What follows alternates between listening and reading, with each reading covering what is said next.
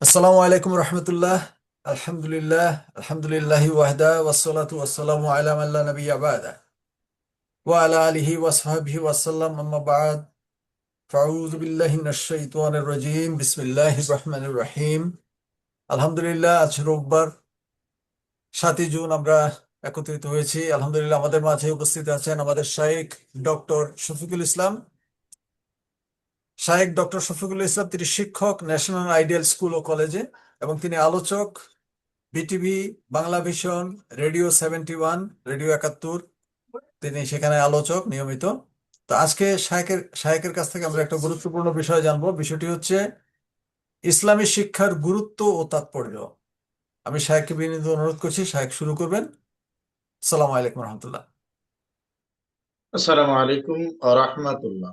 ওয়ালাইকুম আসসালাম রহমতুল্লাহ। ইন্নাল হামদালিল্লাহি ওয়াহদা ওয়াসসালাতু ওয়াসসালামু আলা মান লা নাবিয়্যা বা'দা। প্রশংসা আল্লাহ রাব্বুল আলামিনের জন্য, দরুদ ও সালাম বর্ষিত হোক নবী মুহাম্মদুর রাসূলুল্লাহ সাল্লাল্লাহু আলাইহি ওয়াসাল্লামের উপর। প্রিয় দর্শক শ্রোতা, ভাই বোন বন্ধুরা, কাছে এবং দূরে পৃথিবী জুড়ে যে যেখানে রয়েছেন, সকলকে শুভেচ্ছা ও অভিনন্দন জানাচ্ছি আজকে আমাদের লাইভ প্রোগ্রাম থেকে। আমাদের আজকের এই লাইভ প্রোগ্রামের হিতাকাঙ্ক্ষী, শুভাকাঙ্ক্ষী বন্ধু বান্ধব কাছে এবং দূরে যে যেখানে রয়েছেন, সকলকে আমাদের এই প্রোগ্রাম উপভোগ করার জন্য, বিশেষ করে আমরা যারা মুসলিম, আমাদের জানা জানানো খুবই প্রয়োজন। এবং এই জানা এবং জানানোটা, এটা কতটুকু গুরুত্ব রাখে এবং আমরা এটা কতটুকু উপলব্ধি করি, আমরা আমাদের অবস্থান থেকে এমন অনেক মুসলিম ভাই বোন আছি যারা জন্মগতভাবে মুসলিম, অথবা আমরা বড় হয়ে জানতে পারছি আমরা মুসলিম, অথবা অনেক ভাই যেটাকে আমরা নিও মুসলিম বলি, নো মুসলিম বলি বা কনভার্টেড মুসলিম বলি, আমরা মূলত বলবো রিভার্টেড মুসলিম।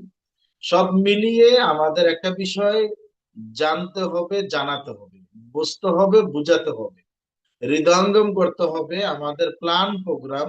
আমরা কোথায় ছিলাম, কোথায় আসলাম, কেন আসলাম, কিভাবে আসলাম, আসার মধ্য দিয়ে কি লাভ বা ক্ষতি আছে, আমাদের কে পাঠালো, যে পাঠালো ওনার সম্পর্কে আমাদের কি ধ্যান ধারণা আছে, আমরা যে সৃষ্টি হয়েছি পৃথিবীতে তো আরো সৃষ্টি রয়েছে, সব মিলিয়ে বিশেষ করে ইসলামী শিক্ষার, যেখানে physics, chemistry, biology, geography, mathematics বা ভূতত্ত্ববিদ বা সব মিলিয়ে যে শিক্ষার ব্যাপারে বর্তমানে চতুর্দিকে জয় জয়কার, এবং অনেক কিছু করে ফেলেছি। যারা বিজ্ঞান মনস্ক আছি তারা বলছে যে না, বিজ্ঞান দিয়ে সবকিছু হয়ে যাবে।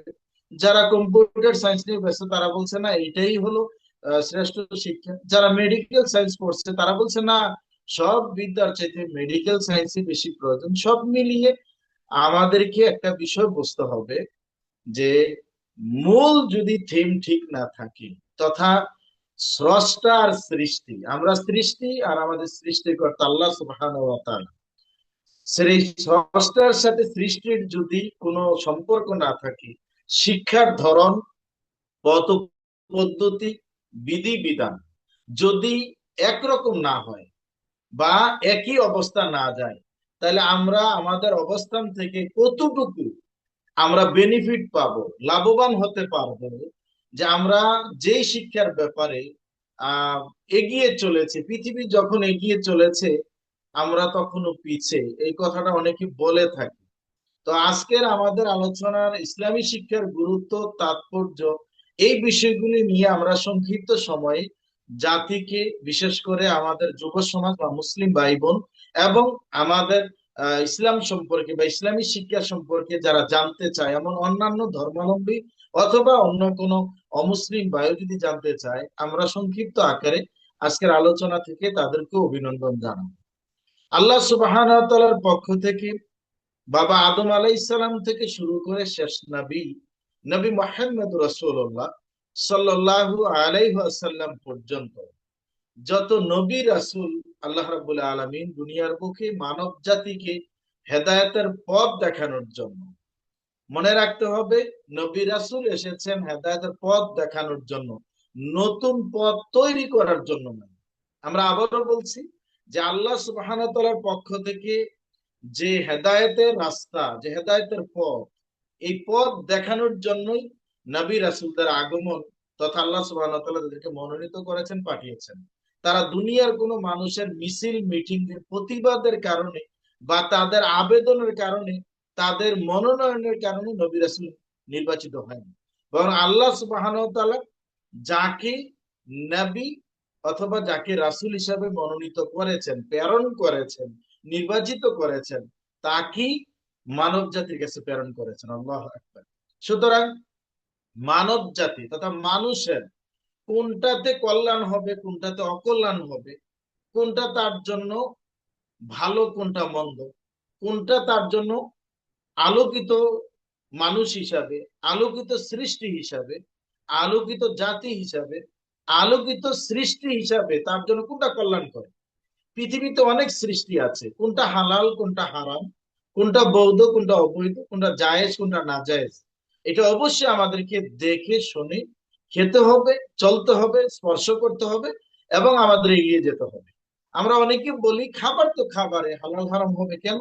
এটা সহজ হবে একজন মেডিকেল সায়েন্স বা ডাক্তারকে যদি আপনি জিজ্ঞাসা করেন, তখনই বলবে যে আপনার শারীরিকভাবে সবগুলি যে আপনার জন্য কল্যাণকর তা নয়, কোন কোন খাদ্য অকল্যাণকর। তাহলে বোঝা যাচ্ছে ইসলামী শরীয়তে যে হালাল হারামের বিষয়টা আছে, তাহলে এই বিষয়টা তো প্রাধান্য পেয়ে গেল। আল্লাহু আকবার। তো আমরা বলছিলাম 1,24,000 নবী রাসূল আল্লাহ সুবহানাহু ওয়া তাআলা এই পৃথিবীর বুকে প্রেরণ করেছেন, যা মিশকাতুল মাসাবির ষষ্ঠ খণ্ডে শেষের দিকে আদিষ্ট রয়েছে। তো যেই বিষয়টা হলো যে তাদেরই রেখে যাওয়া আমানত, তাদেরই রেখে যাওয়া পথ ও পদ্ধতি, যে কাজটা করা মুসলিম উম্মার প্রয়োজন। আমরা অনেকে ভাবি এই শিক্ষাটা বা এই আহ, তালিমটা বা শিক্ষা দেওয়ার যে পদ্ধতিটা বা প্রয়োজন, এটা মনে হয় যারা মাদ্রাসায় পড়েছে, কোরআন হাদিস পড়েছে তারাই করবে। জি না, যারা মুসলিম এ টু জেড, নারী পুরুষ ছোট বড় আবাল বৃদ্ধ বনিতা সকলেরই দায়িত্ব এই শিক্ষা গ্রহণ করা এবং এই শিক্ষা বিতরণ করা। এই সম্পর্কে আল্লাহ সুবহানাহু ওয়া তাআলার কি ঘোষণা রয়েছে, আসুন আমরা জানার চেষ্টা করি।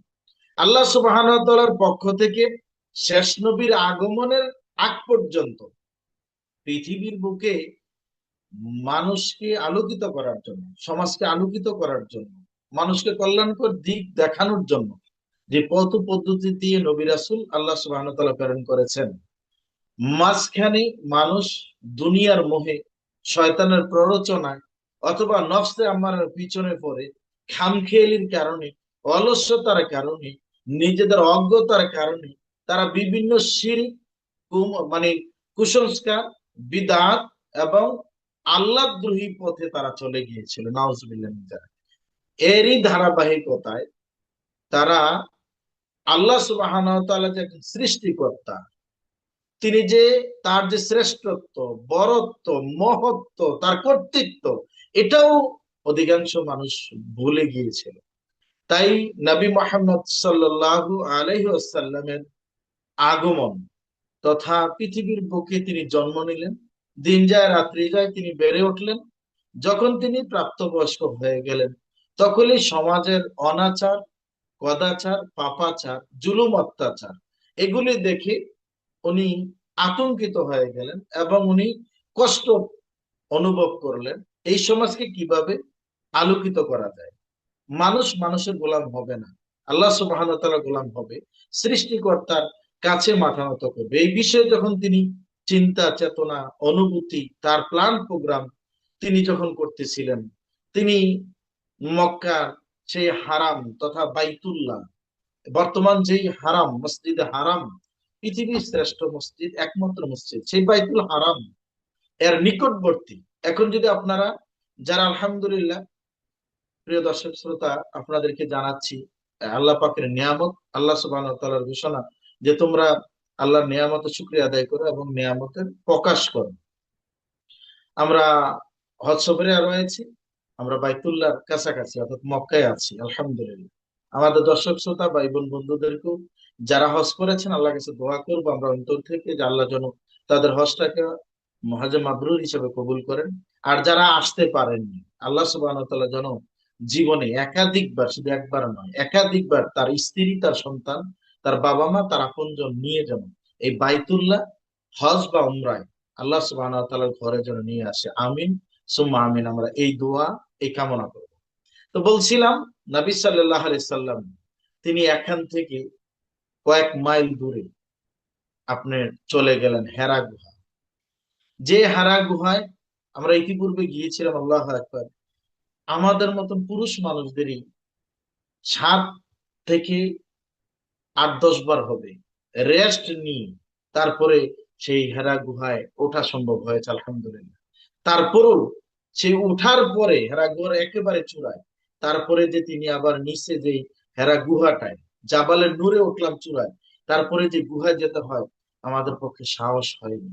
এবং ওইখানে বিভিন্ন ধরনের কুসংস্কার, বেদাতে কর্মকাণ্ড চলে, আমরা সেখানে জানি। যে কথা বলতে চাচ্ছিলাম, এটা হচ্ছে রিলেটেড কেন ইসলামী শিক্ষার গুরুত্ব।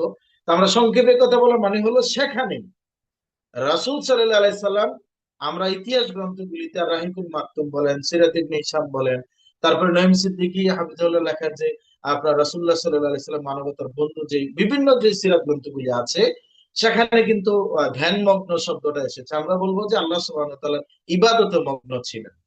তো ইবাদতে মগ্ন হওয়ার একটাই তার উদ্দেশ্য ছিল, যে জাতির কল্যাণ, আল্লাহ সুবহানাহু ওয়া তাআলার অধীনে সৃষ্টিকে স্রষ্টার অধীনে নিয়ে আসা।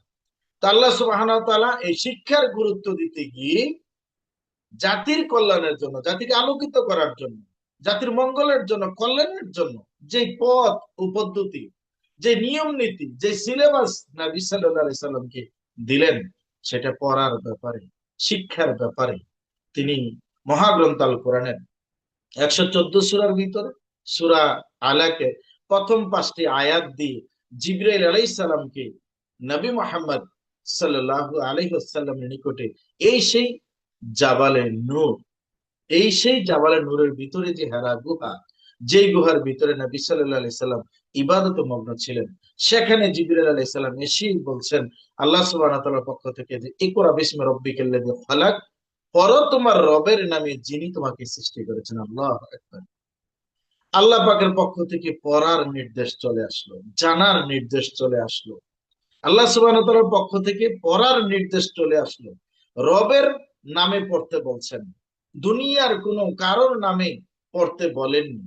কিন্তু আফসোস, আমরা এই রবের শিক্ষা ভুলে গিয়ে আজকে আমরা শিক্ষিত হচ্ছি মানুষ, আমরা জ্ঞান বিজ্ঞানে আলোকিত হচ্ছে ঠিক, আমরা কি প্রকৃত শিক্ষা পেয়েছি?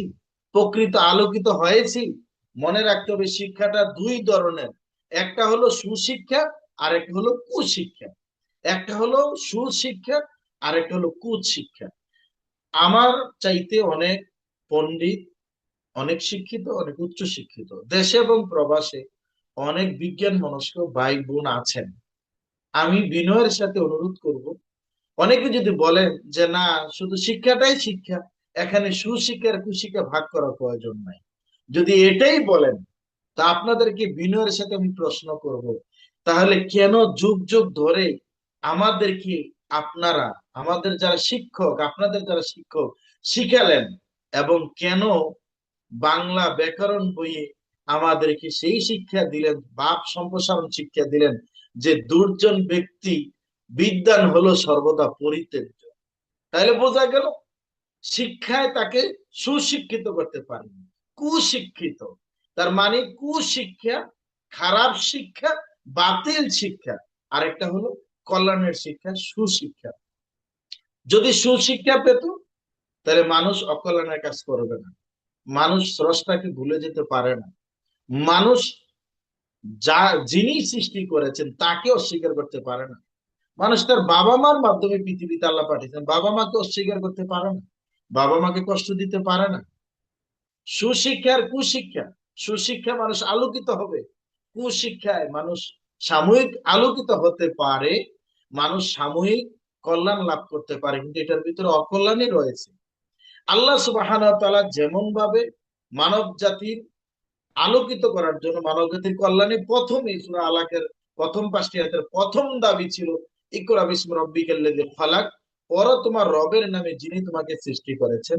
সেম আল্লাহ রাব্বুল আলামিন মহাগ্রন্থ আল কোরআনের 47 নম্বর সূরা সূরা মুহাম্মাদের 19 নম্বর আয়াত আল্লাহ সুবহানাহু ওয়া তাআলা কোট করেছেন, মেসেজ দিয়েছেন, ফাআলাম আন্নাহু লা ইলাহা ইল্লাল্লাহ।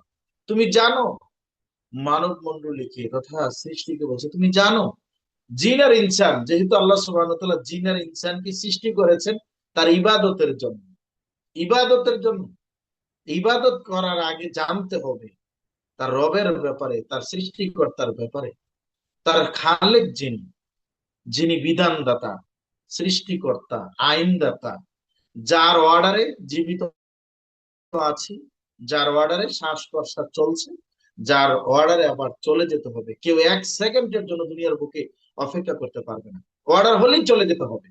কোন ফায়াকুন, তিনি যদি বলে হ অমনি হয়ে যায়। সুতরাং তিনি যা ইচ্ছে তাই করেন, ফাআলুল লিমা ইউরিদ, তিনি যা ইচ্ছে তাই করেন। তাই বলে তিনি অন্যায় করেন না, জুলুম করেন না, তার জন্য জুলুম হারাম। সুতরাং আল্লাহ সুবহানাহু ওয়া তাআলা যদি নিজের জন্য জুলুম হারাম করে থাকেন, তাহলে সৃষ্টি হয়ে কেন মানুষ মানুষের প্রতি জুলুম করবে? কেন একটা জাতি আর একটা জাতির উপরে জুলুম করবে? কেন মানুষ হয়ে অন্য সৃষ্টির প্রতি জুলুম করবে? আল্লাহ সুবহানাহু ওয়া তাআলার পক্ষ থেকে ঘোষণা দেওয়া হলো যে তুমি জানো আন্নাহু লা ইলাহা ইল্লাল্লাহ, আল্লাহ ছাড়া কোনো সত্যিকারের ইলাহ নেই, ইবাদত পাওয়ার সত্য কোনো মাবুদ নেই, ইবাদত পাওয়ার প্রকৃত কোনো ইলাহ নেই, ইবাদত তথা সেজদা পাওয়ার যোগ্য, ইবাদত পাওয়ার যোগ্য, এবং তার জন্যই সবকিছু করতে হবে আল্লাহ। পাশাপাশি নবী মুহাম্মদ সাল্লাল্লাহু আলাইহি ওয়াসাল্লাম ঘোষণা করেছেন, তলাবুল ইলমি ফরিদাতুন আলা কুল্লি মুসলিম, প্রত্যেকটা মুসলিম নরনারীর জন্য। আল্লাহু আকবার। নবী বলছেন, খেয়াল করবেন, প্রত্যেক মুসলিম নর নারীর জন্য জ্ঞান অর্জন করা ফরজ। সুতরাং এই ফরজ শিক্ষা, এই ইলম অর্জন করাটা আমরা ভুলে গিয়েছি।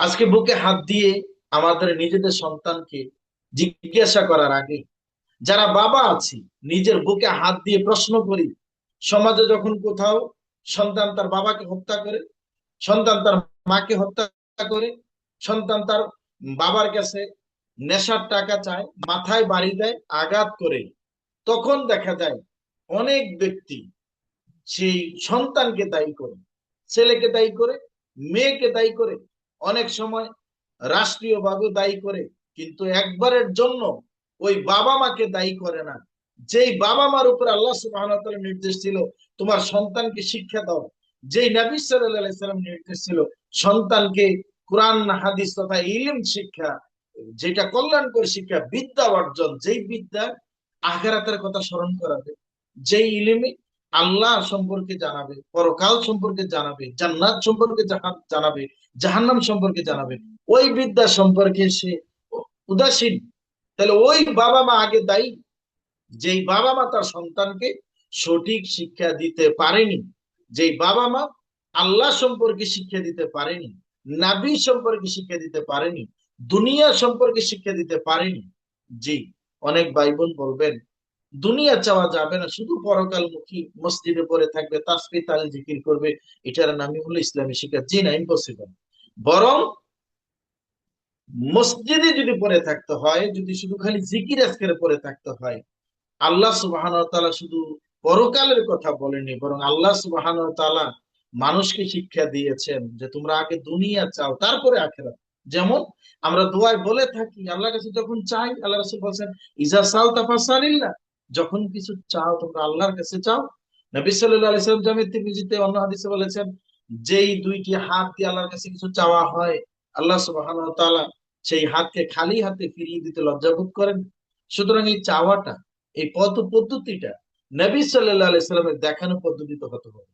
তারই দেখানো পথ পদ্ধতি ছাড়া আমরা যদি কিছু চাই, আমরা যদি কিছু পাওয়ার চেষ্টা করি, সেটা কখনো গ্রহণযোগ্য হবে না। মনে রাখতে হবে, আমরা দুনিয়াতে যারা সরকারি বা কোনো কোম্পানি বা বেসরকারি চাকরি করার আগে আমরা আবেদন করি, অ্যাপ্লিকেশন করি। তো অ্যাপ্লিকেশন করার আগে কর্তৃপক্ষ একটা শর্ত দেয় যে প্রথম শ্রেণী নাগরিকের অ্যাটাস্টেড করা সত্যায়িত কাগজপত্র, তার সাময়িক সনদপত্র বা পরীক্ষার ফলাফলের যে সার্টিফিকেট, তা প্রদান করতে হবে। যারা বাছাই করবে, দেখা যায় যারা প্রথম শ্রেণী নাগরিকের তথা বিশেষ ক্যাডারদের সত্যায়িত কোনো কাগজপত্র জমা দেয়নি, তা বাতিল করে দেয়। এটা যদি একটা চাকরির বেলা হতে পারে, প্রিয় দর্শক শ্রোতা, আপনি কি একবারও ভেবেছেন যেই আমলে আপনি জান্নাতে যাবেন, যে আমলে লিমিটেড হায়াতের জিন্দিগি থেকে আনলিমিটেড হায়াতে আপনাকে অনন্তকাল, যেই জীবনের শুরু আছে শেষ নাই, সেই পরকালে আপনাকে থাকতে হবে। সুখে থাকেন আর দুঃখে থাকেন, জান্নাতে থাকেন আর জাহান্নামে থাকেন, সেই কথাটা আমাকে আপনাকে বুঝতে হবে। এতটুকু বুঝতে হবে, আপনি বিজ্ঞান মনস্ক হন, আপনি দুনিয়ার যে কোনো প্রান্তে থাকেন, যেই দেশে থাকেন, সোমালিয়া থাকেন, আফ্রিকার জঙ্গলে থাকেন, আর হিমালয়ের চূড়ায় থাকেন, যেখানে থাকেন না কেন, আপনাকে মালাকুল মউত তথা আল্লাহ সুবহানাহু ওয়া তাআলার নির্দেশে দুনিয়ার জমিন ছেড়ে চলে যেতে হবে। All of us must die, there is no doubt about it. আমাদের প্রত্যেককে এই জমিন ছেড়ে, অর্থাৎ আমাদেরকে মরতে হবে, আমরা মরে যাব, আমাদেরকে শেষ হয়ে যাব, শেষ হতেই হবে। যদি না হয় 200 বছরের, 500 বছরের একজন আদম সন্তান দেখান তো পৃথিবীর জমিনে আছে? আপনারা তো বিজ্ঞান মনস্ক, আপনারা পৃথিবীর জমিন থেকে চাঁদের দেশে মঙ্গল গ্রহে আপনারা খোঁজ খবর রাখতে পারেন, ভালো, আলহামদুলিল্লাহ, আপনাদের বিদ্যা আমরা স্বাগত জানাই। কিন্তু বিদ্যাটা যদি আল্লাহর সাথে সম্পর্ক থাকে, সৃষ্টিকর্তার সাথে রিলেটেড থাকে, তাহলে অবশ্যই বিদ্যা সেটা গ্রহণযোগ্য। আর যদি এটা বিদ্যা হয়ে যায় আল্লাহ সুবহানাহু ওয়া তাআলার বিদ্রোহী, অর্থাৎ আল্লাহর পক্ষে নয়, পরকালের মুখী নয়, বরং উল্টা, তাহলে সেটা কুশিক্ষা, সেটাই শয়তানি শিক্ষা। তার কারণে আজকে দেখবেন প্রাসঙ্গিক বলতে হয়, যদি পৃথিবীর জমিনের দিকে তাকান, এমন অনেক সন্তান আছে তার বাবাকে হত্যা করছে, বাবার আদেশ মানে না, মাকে মূল্যায়ন করে না, বাবা মার সেবা করে না, বাবা মার কাছে যায় না। যদি আজকে দুঃখজনক হলো সত্য, অমুসলিমদের কথা আমরা বাদ দিলাম, নাস্তিকদের কথা বাদ দিলাম, আজকে মুসলিম নামদারি, নামদারি সকল মুসলিম যারা আছে, এমন মুসলিম বাবা মার সন্তান আজকে এমন হয়ে গেছে, একজন ওই বাবা ওই মা দায়ী। কারণ বাবা মাকে যেখানে আল্লাহ সুবহানাহু ওয়া তাআলা নির্দেশ ছিল, আল্লাহ রাসূল বলেছেন 7 বছর বয়সে তোমার সন্তানকে সালাতের শিক্ষা দাও, ইসলামী শিক্ষা দাও, তথা কোরআন হাদিসের শিক্ষা দাও। তো 7 বছর বয়সে আপনি শিক্ষাটা দিয়ে তারপরে বলছে 10 বছর হলে বিছানা আলাদা করো, শাসন করো, তাও করতে পারেনি।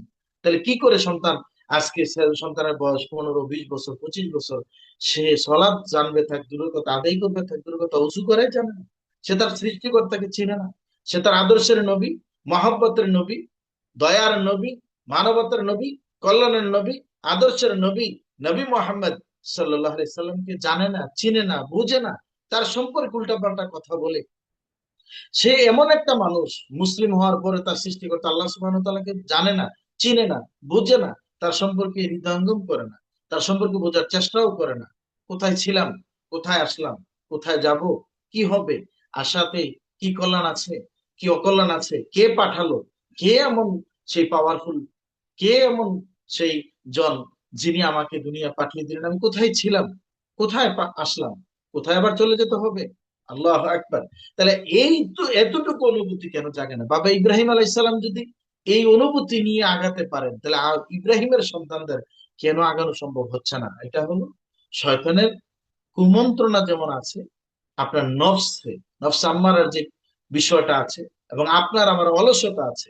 বুকে হাত দিয়ে বলি, আপনার সন্তানকে ইংলিশ মিডিয়ামে পড়ানোর জন্য, আপনার সন্তানকে সিঙ্গাপুর পাঠানোর আগে যে কনস্ট্রাকশনের ট্রেনিং দেওয়াটা যত জরুরি মনে করেছেন, আপনার সন্তানকে জাপান কোরিয়া পাঠানোর আগে কোরিয়ার ভাষা বা জাপানি ভাষা, চীনা ভাষা শিখানো যত প্রয়োজন মনে করেছেন, আপনার সন্তানকে ভালো শিক্ষিত করার জন্য, জিপিএ 5 পাওয়ার জন্য, অথবা আপনার ছেলে আমেরিকা যাবে, কানাডা যাবে, সুইজারল্যান্ড যাবে, অস্ট্রেলিয়া যাবে, জার্মানি যাবে, এইটাকে যতটুকু প্রয়োজন মনে করেছেন দুনিয়া পাওয়ার জন্য, টাকা ইনকাম করার জন্য, ডলার ইনকাম করার জন্য, রিয়েল ইনকাম করার জন্য যতটুকু আপনি চেষ্টা, ত্যাগ স্বীকার করেছেন, নিজেকে প্রশ্ন করেন তো, এর 1000 ভাগের 1 ভাগ চেষ্টা করেছিলেন যে আল্লাহ সুবহানাহু ওয়া তাআলার শিক্ষাটা, আল্লাহ সুবহানাহু ওয়া তাআলা যে শিক্ষার ব্যাপারে নির্দেশ দিয়েছিলেন, এই শিক্ষা জানার বুঝার জন্য চেষ্টা করেছিলেন? যেই শিক্ষা আপনার পরকালের কল্যাণ করবে, যে শিক্ষা আপনাকে আলোকিত করবে, যে শিক্ষা আপনাকে জাহান্নাম থেকে মুক্ত করবে, যে শিক্ষা অন্ধকার থেকে আলোর পথে আনবে, যে শিক্ষা আপনাকে সমাজের শৃঙ্খলাবদ্ধ থেকে, অর্থাৎ অন্ধকার জগতে যেখানে আপনি অক্টোপাসের মতন আপনাকে জড়িয়ে রেখেছে কুসংস্কার, বিদআত, শিরক, সমাজের যত পাপাচার, দুরাচার, অনাচার, কদাচার, এগুলি থেকে আপনাকে বের করে আনবে। যেমন করে কামার তার লোহাটাকে আগুনে পুড়িয়ে লাল হয়ে যাওয়ার পরে তারপরে আরেক লোহা দিয়ে হাতুড়ি দিয়ে আঘাত করে মরিচা ফেলে দিয়ে তারপরে সে কাস্তে তারপরে কোদাল বা যন্ত্র তৈরি করে, তেমনি ভাবে এই মানুষ তার দেহে, তার অন্তরে, তার শারীরিক ভাবে আমরা শুধু অজু গোসলের মাধ্যমে পবিত্রতা হাসিল হওয়ার চেষ্টা করি, জি না, অন্তরের যে কালিমা, অন্তরের যে মরিচা পড়া, অন্তরের যে পাপাচার দুরাচার গুলি আছে এগুলি দূর করার ব্যাপারে আমরা উদাসীন।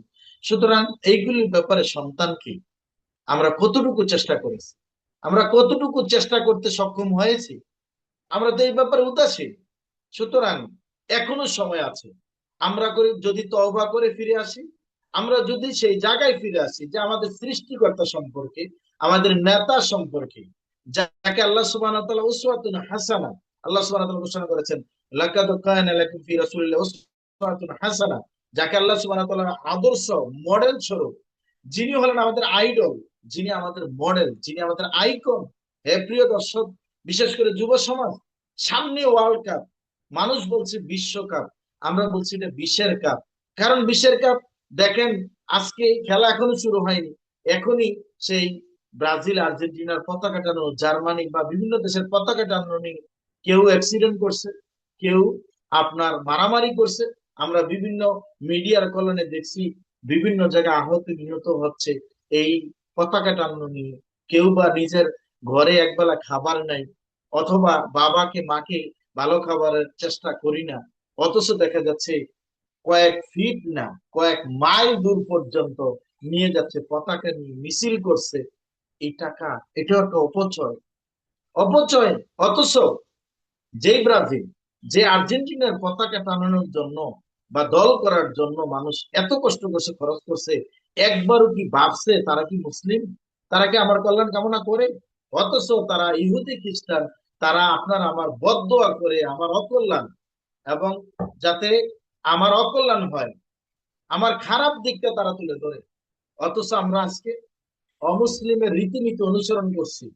নবী সাল্লাল্লাহু আলাইহি সাল্লাম ঘোষণা করেছেন, আবু দাউদ হাদিস পাবেন, মান তাশাব্বা বিকাউমিন ফাহুম, যে যার অনুসরণ করে তাকে তাদেরই দলের অন্তর্ভুক্ত আখ্যায়িত করা হবে হাসরের ময়দানে। আমরা সমাজে প্রচলিত একটা কথা আছে যে যে যার অনুসরণ করে হাসর নসর তার সাথে, এইভাবে কথাটা বলা হয়। অথচ আমরা কার যাত্রী পড়ছি? 10 নম্বর, 7 নম্বর, হলুদ না অন্য কালার, না কোন আকাশি কালার নিয়ে ব্যস্ত আছি। অথচ একবারও ভাবি না যে আল্লাহ সুবহানাহু ওয়া তাআলা বলছে, হে মুসলিম যুব সমাজ, হে মুসলিম, তোমার জন্য উসওয়াতুন হাসানা, তোমার জন্য আইডল, তোমার জন্য আইকন, তোমার জন্য মডেল নবী মুহাম্মদ সাল্লাল্লাহু আলাইহি ওয়াসাল্লাম। অথচ আজকে আমাদের নেতা, আমাদের আদর্শিক নেতা, যার হৃদয়ের স্পন্দন মুসলিমের কলিজার টুকরা, যার জন্য ব্যথায় ব্যথিত হবে, যা যেই মানুষটা জাতির কল্যাণের জন্য, নারী পুরুষের কল্যাণের জন্য, নারী পুরুষকে যুবককে আলোকিত করার জন্য তিনি নিরলস ভাবে, বিরামহীন ভাবে, বিশ্রামহীন ভাবে চেষ্টা করলেন এই জাতির কল্যাণের জন্য। আল্লাহ সুবহানাহু ওয়া তাআলা তাই তো এই তথাকথিত সকল মুসলিমদের অবস্থান সম্পর্কে তিনি আগেই হয়তো জেনে নিয়েছেন যে এই মুসলিমদের অবস্থা হবে, মানে জানা নাই বুঝা নাই, শুধু নামে মুসলিম, কোরবানি দিবে গরু খাবে, সলাত আদায় করবে না। তো সাল্লাল্লাহু আলাইহি ওয়াসাল্লাম বাইনাল আব্দ বাইনাল কুফর তারপর সালাত, মুসলমান আর কাফের মাঝে পার্থক্য হলো সলাত আদায় করা। তাই তো আল্লাহ সুবহানাহু ওয়া তাআলা মহাগ্রন্থ আল কোরআনের শেষের দিকে 30 পারার ছোট্ট একটি সূরা, সূরা আসর, আল্লাহ সুবহানাহু ওয়া তাআলা ঘোষণা, বিসমিল্লাহির রহমানির রহিম, আল আসর, যুগের কসম করে আল্লাহ সুবহানাহু ওয়া তাআলা ঘোষণা, ইন্নাল ইনসানা লাফি খুসর, নিশ্চয়ই মানুষ ক্ষতির মধ্যে নিমজ্জিত, নিশ্চয়ই মানুষ ক্ষতির মধ্যে নিমজ্জিত, ইল্লাল্লাযিনা আমানু, যারা ঈমান এনেছে, আমিলুস সালিহাত, নেক কাজ করেছে, ভালো কাজ করেছে, কবুলযোগ্য আমল করেছে, আমলে সালেহ করেছে, ওয়াতাওয়াসাউ বিল হাক্কি, পরস্পর হকের দাওয়াত দিয়েছে, ওয়াতাওয়াসাউ বিস সবরে, পরস্পর হকের দাওয়াত দিতে গিয়ে আফত বিপদ বালা মুসিবত মামলা মুকদ্দমা কত কিছু ধৈর্য ধারণ করেছে। আজকে আমরা মিডিয়ার কল্যাণে আমাদের যে সকল ভাই আমাদের বোন হাতে রয়েছেন, আমাদের হাতে আর 10 মিনিট আছে ওস্তাদ।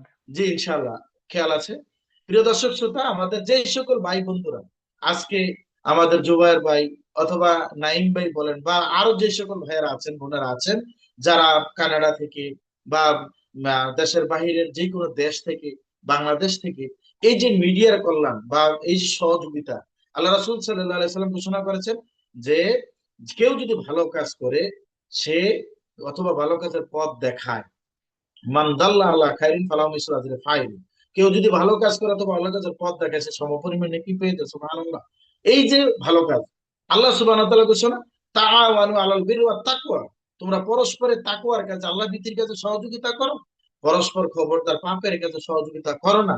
সুতরাং আমরা আমাদের অবস্থান থেকে মিডিয়ার ভাইদের কল্যাণে আমরা সকলের প্রতি উদাত্ত আহ্বান, আসুন আমরা আল্লাহ সুবহানাহু ওয়া তাআলার পক্ষ থেকে যে বিদ্যা, যে ইলম, যেই নলেজ জানার জন্য যে জ্ঞান অর্জন করার নির্দেশ এসেছে, আমরা সেই বিদ্যা সম্পর্কে সেই ইলম অর্জন করি।